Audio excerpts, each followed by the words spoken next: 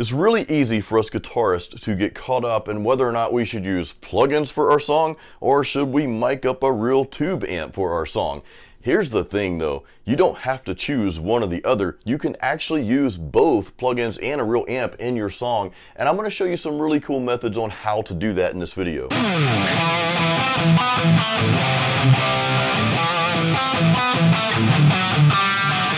So I'm going to share a song that I recently recorded using both plugins and a real live tube amp.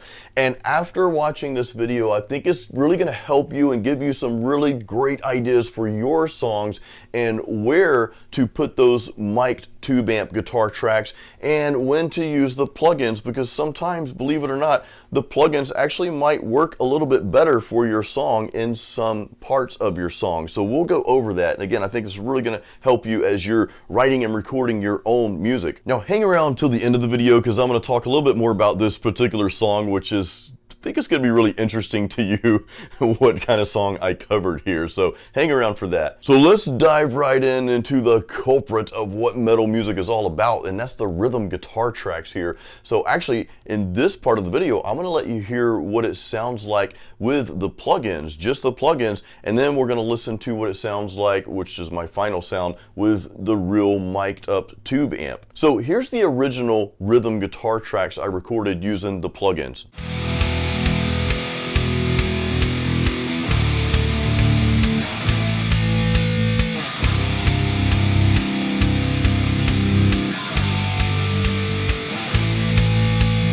So what I was using here is the Positive Grid's Bias Amp 2 and Bias FX 2. I've actually got a full tutorial on how to use those plugins properly. I'll leave a link to that in the description of this video as well. So there's going to be a lot of helpful links in the description here, so make sure you check those out after you watch this. But yeah, I was using the amp sim for, I think it's the 5150 or maybe it's the EVH 5153. And that's actually my favorite amp tone in this plugin package here. I think it sounds pretty cool. But I was like, you know, something's not quite right here. Something sounds like it's missing. So I went back and recorded this.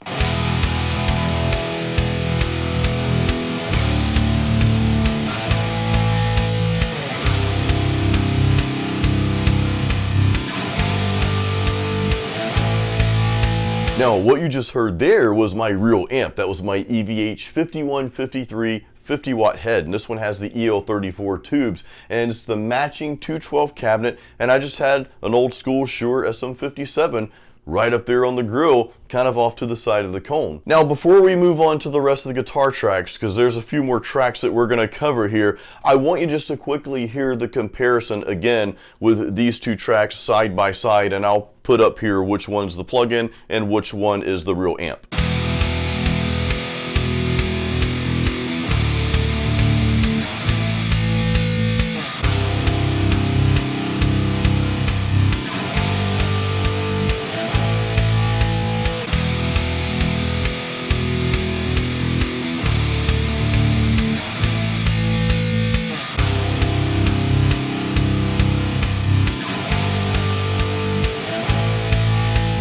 We're not done yet, but I would like to know in the comments which tone you like best out of those two we just heard. In my opinion, the real amp sounds a little bit more raw, but I don't know, it just has more punch and more heart and just, it's just that it's a tube amp. Now I want to move on to another part of the song, and this is another guitar track, but this track, this specific track, I recorded with just the plugins, and I'll tell you why, and I think you'll understand why after you hear the track. So let's listen to this piece right here. This is a really cool part of the song, by the way.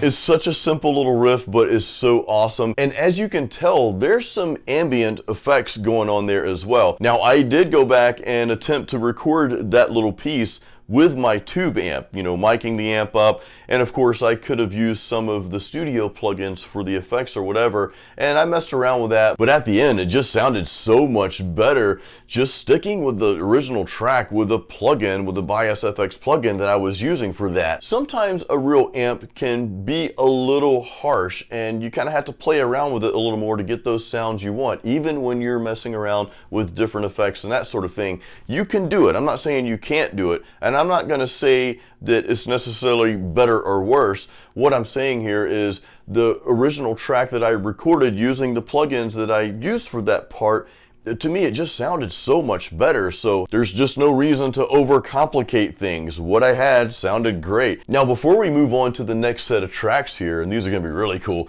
I want you to hear that little ambient piece just by itself so you can hear the reverb and delay and just all the stuff going on here.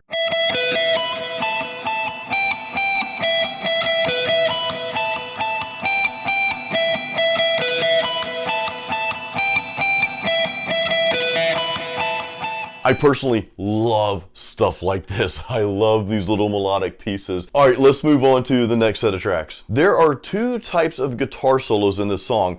The first one is what I call the melodic pattern. It's the melodic lead. And again, this is a cover song that I did here, a metal version of this trance song called Wave Force, which I'll talk more about that in a second here after we finish this part. But it's just like that melodic pattern that kind of carries the song. It's the theme of the song. And again, I originally recorded this whole thing with plugins. I decided to keep this part just recorded with a plugin. I did try recording it with a tube amp, but again, I just like the way this sounded, so here it is. This is like the melodic theme of the song.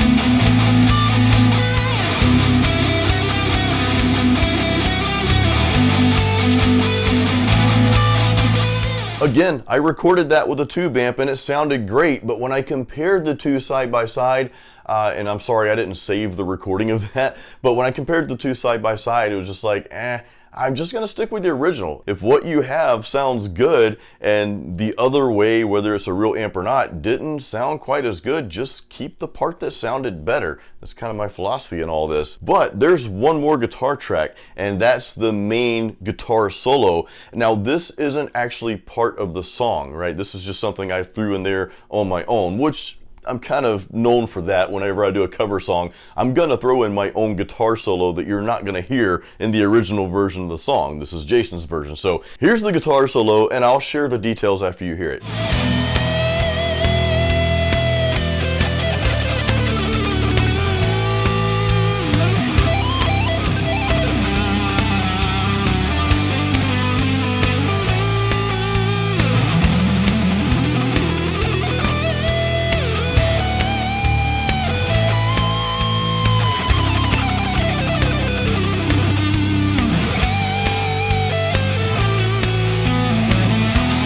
Now I had another guitar solo recorded again with a plugin, and of course it was a different solo which I did not save. I ended up deleting it. I really shouldn't do that. Sometimes I delete things prematurely. I'm like, I don't need that anymore. Boom. And then I'm real good about deleting my deleted items as well. So once it's gone, poof, it's just like magically gone forever. So anyway, I ended up re-recording this with a tube amp. Now, I also used a delay pedal. A lot of times what you'll do is you'll record your real amp tone, right? And then you might add some studio effects after that. And that's probably the smarter way to do that, because sometimes if you do effects with your amp, but then later you decide, well, the delay was off, or I don't really like this effect, you're kind of screwed there because, you know, it's recorded. There's nothing you can do about it. And I guess that's the beauty of using some of the studio effects that you have. You can turn them on and off and modify them, all that. But anyway, I just decided, heck, I'm just going to record it with this delay pedal because I liked what I was hearing. And I was so happy how this guitar solo turned out recorded with a real amp. The notes, I don't know, it's just like you can just hear them. They're better pronounced with this particular lead track here, and I was just very, very happy with the way it turned out, even with using an actual real delay pedal, which again, once you record that, there's no changing that delay. It's captured, it's in there. And I use the digital delay, the Boss digital delay. I think it's the DD7. You see it on the screen, so hopefully I got that right. But yeah, I was just so much happier with that guitar solo with the real amp. And you know what? Playing that solo just felt better. I mean, just like, I don't know, my solo I thought was a lot better than what I had recorded before using the plugin. And again, I apologize that you can't hear that because I deleted it. Poof, is gone. So just a quick rundown on how I use plugins and a real live tube amp, and you can try this with your song as well. So for the rhythm guitar tracks, I really prefer to have that tube amp recorded. It just, I don't know, that's the culprit of the song. Your rhythm guitars are like, that's what makes the song. Now, here's something you can do if you want to, okay? You can have the real amp tracks. And I think most of you who have been watching me for a while, you know how I record my guitars. I record 2 rhythm tracks and a hard pan each one, so you get that really nice full sound. But you could do that with a real tube amp, but you could also go back and record 2 more tracks using plugins and just play around with mixing those together. Now, I tried that and it sounded okay, but again, you know, after all was said and done, I just stuck with the tube amp tracks. I just liked how that sounded. Sometimes when you start layering guitars, you really have got to make sure your playing is tight with one another, because you'll hear those discrepancies.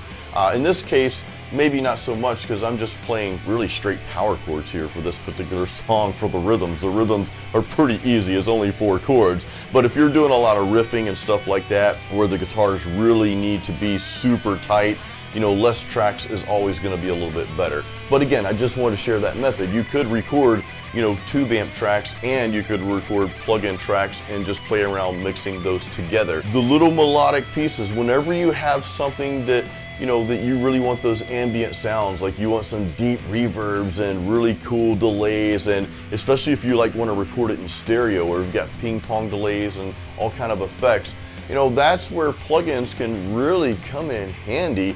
Yes, you can get those sounds with a tube amp, of course you can. You can use 2 mics if you want and get the stereo effect. However, it just comes down to a matter of, do you want to spend the time doing that and the frustration of going back and forth and trying to perfect that, or does the plugin suffice? And again, if the plugin you're using, or whatever you're using, if it sounds good to you and you're happy with it and you like it, then hey, you know what? Go with that. Don't overcomplicate the process. Now, the third part is the lead guitar tracks, which actually is 2 for 1 here, because for one lead, I just left the plugins in there. You know, I'm like, hey, it sounds good with the plugins, but for the actual guitar solo, this is another area where you may want to consider using a live tube amp for that.